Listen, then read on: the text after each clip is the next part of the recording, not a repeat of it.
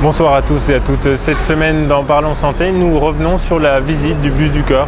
Comme beaucoup de Toulousains, nous allons voir ce qui est à l'intérieur avec Isabelle Veil, présidente de l'association RMC BFM. Alors, l'objet de cette association, c'est d'agir en matière d'urgence médicale. Et notre premier objectif a été de sensibiliser la population aux gestes de premier secours, c'est-à-dire au massage cardiaque et à l'utilisation de défibrillateurs. Nous avons une exposition pédagogique. Cette exposition amène tout doucement justement le public jusqu'aux gestes qui sauvent. Donc nous expliquons quel est le fonctionnement d'un cœur, comment fonctionne un cœur, pourquoi à un moment donné il y a cette espèce de bug informatique. Et ensuite, nous avons donc la Croix-Rouge qui est là et qui sensibilise, parce que nous n'avons pas le temps de faire une vraie formation. Une formation aux gestes qui sauvent, massage cardiaque, c'est à peu près 45 minutes. Donc nous ne pouvons pas, bien évidemment, nous avons à peu près 200 à 250 personnes par jour. Donc nous n'avons pas le temps, malheureusement, de former réellement, mais nous les sensibilisons justement à l'utilisation de cet appareil. Donc nous avons des mécènes qui nous ont aidés à faire ce bus. Nous avons Philips, nous avons aussi par exemple le MEDEF, qui nous amène des chefs d'entreprise.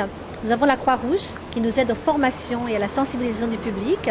Et donc, si vous voulez, toutes ces personnes de bonne volonté nous aident à apporter cette parole au sein de la ville. Et ça nous permet d'avoir des questions du public incroyables. C'est-à-dire que les gens ont toujours cette image des films de l'urgence, où effectivement il y a un énorme défibrillateur avec des énormes plaques qu'on frotte les unes aux autres, alors qu'en fin de compte c'est juste un médecin dans la boîte, les défibrillateurs.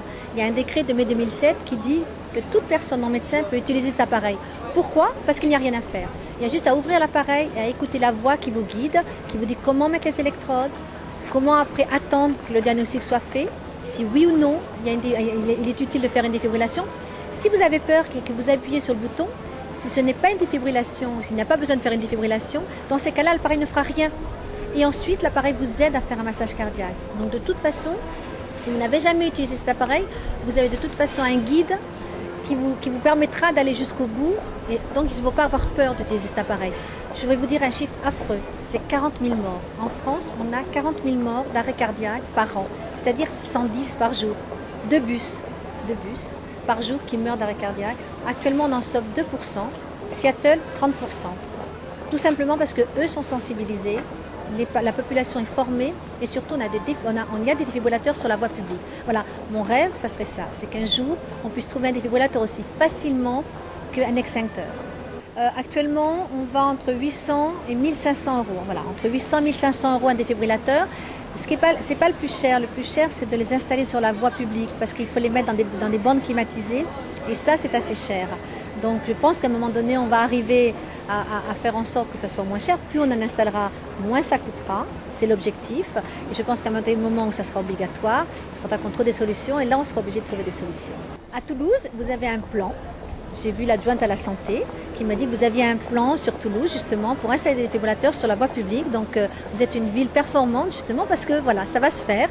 Vous allez avoir aussi bien sur la voie publique avec des chefs d'entreprise. Ils sont, je crois, justement en train d'établir une cartographie pour savoir où il y en a déjà, ce qui est très important puisque les gens ne savent pas où il y en a et il y en a sur Toulouse.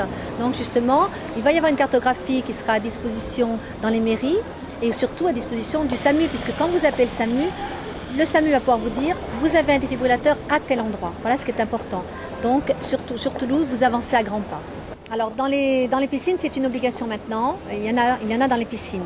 Il y en a dans certains clubs de foot en Ligue 1. On sait qu'en Ligue 1, c'est obligatoire.